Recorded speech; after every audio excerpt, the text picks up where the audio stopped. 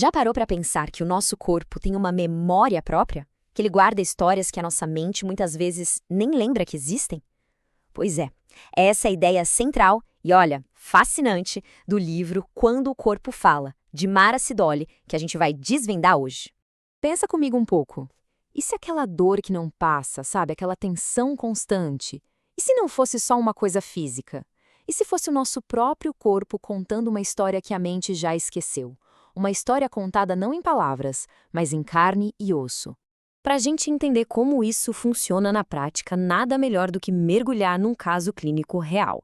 É uma história que mostra direitinho como o corpo pode guardar um mistério profundo muito antes da mente sequer começar a entender o que está acontecendo. Vamos conhecer a Marcia. Com 3 aninhos, ela era um verdadeiro enigma. Sabe, ela parecia flutuar pelo mundo completamente desconectada, andando sempre na pontinha dos pés, quase nunca olhando nos olhos de ninguém. A imagem que a mãe tinha era essa, uma marionete com os fios cortados, se movendo sem um propósito claro. O quebra-cabeça da vida da Marcia começou com peças bem difíceis. Ela nasceu prematura, de cesárea, chorou sem parar por 3 meses, até que veio o diagnóstico de autismo. Para a mãe dela, a Nádia, o cenário era, nossa, desolador. Longe da sua terra, a Rússia, ainda de luto e sem nenhuma rede de apoio, ela se sentia julgada pelos médicos, culpada e foi afundando na própria ansiedade. O comportamento da Marcia não era por acaso, era uma linguagem. Só que para decifrar essa mensagem, a gente precisa de algumas chaves, de algumas ideias que ajudam a entender como as nossas primeiríssimas experiências de vida ficam gravadas na gente, no nosso corpo. É exatamente aqui que a gente vai buscar as ferramentas para decifrar o código da Marcia. Vamos dar uma olhada em algumas ideias fundamentais da psicologia junguiana que mostram como mente e corpo estão, na verdade, profundamente conectados desde o minuto em que a gente nasce. A primeira pista vem do próprio Carl Jung. Ele dizia que os afetos, ou seja, nossas emoções mais intensas, são a ponte entre o corpo e a psique. O que isso quer dizer? Que aquelas emoções muito fortes da infância que não foram processadas, elas não somem. Elas ficam guardadas, esperando uma chance de aparecer, e muitas vezes o palco que elas encontram é o nosso próprio corpo. O primeiro conceito-chave é o de arquétipo. Pensa neles como se fosse um software psicológico que já vem instalado de fábrica. Não são memórias prontas, mas sim moldes que ajudam a organizar tudo que a gente vive. Todo mundo entende a ideia de mãe, herói, sombra, porque esses arquétipos dão forma para o nosso mundo interior. A partir daí, um cara chamado Michael Fortan traz a ideia do self primário. Imagina que é como se fosse o projeto de arquitetura da nossa personalidade. É a totalidade, a integração de corpo e mente no momento do nascimento, de onde tudo vai se desenvolver. E aqui vem o processo mais importante. A desintegração não é uma coisa ruim, tá? É o self se abrindo para uma nova experiência, como sentir fome ou precisar de colo. E a reintegração é o self se fechando de novo para processar o que aconteceu. É um ciclo vital, sabe? Quase como um sistema que reinicia para instalar uma atualização. É assim que a gente cresce. Tá, mas como é que esse ciclo teórico todo funciona na prática? Vamos ver agora como ele aparece na relação mais fundamental de todas, aquela entre um bebê e quem cuida dele. Esses arquétipos têm 2 lados. Quando um bebê chora e é acolhido, o mundo parece um lugar seguro, um lugar bom. Isso ativa o que a gente chama de arquétipo da boa mãe. Agora, quando o chorro ecoa no vazio, o mundo se torna um lugar de terror, de desespero. E isso ativa o outro lado, o da má mãe. São essas primeiras experiências que começam a desenhar o nosso mapa interno da realidade.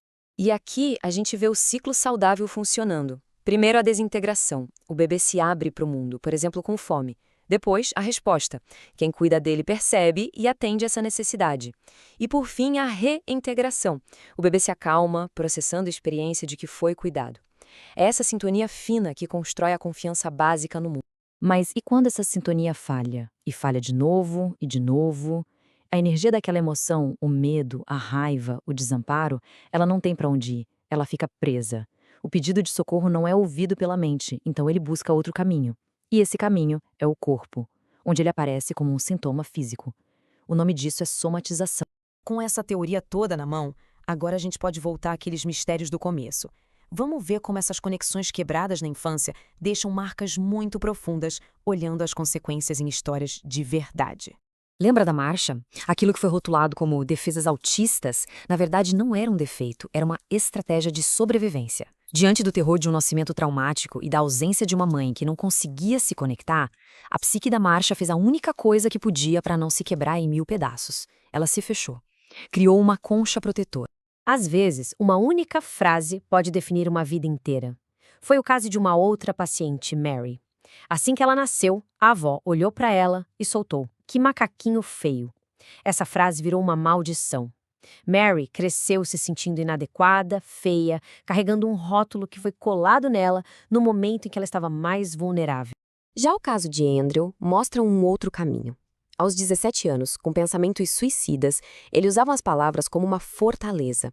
A mente dele era brilhante, super articulada, mas era uma defesa para manter todo mundo longe. Enquanto isso, o corpo dele era o oposto. Rígido, tenso, uma verdadeira prisão para todas as emoções que ele não conseguia colocar em palavras.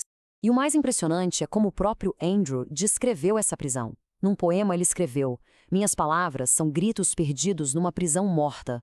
Elas são meus movimentos e meu corpo." Ele sabia, de um jeito instintivo, que a dor de verdade não estava nas palavras, estava no corpo mudo. É a descrição mais perfeita que existe da linguagem da somatização. E então, o que tudo isso nos diz? A história da Marcia, a frase da avó da Mary, o poema do Andrew, o que a gente aprende com tudo isso? Nesta parte final, vamos juntar todos os pontos e entender por que aprender a ouvir o nosso corpo é tão, mas tão importante. A ideia principal é esta: o corpo é um arquivo vivo das nossas memórias mais antigas. Sintomas, dores, podem ser ecos de coisas que aconteceram antes mesmo da gente aprender a falar. As nossas primeiras relações nos ensinaram como lidar com as emoções, e esse padrão tende a se repetir. Reconhecer essa conexão profunda é o que abre a porta para a mudança. E a mensagem final aqui é uma mensagem de esperança. Não se trata de culpar o passado, mas sim de compreendê-lo.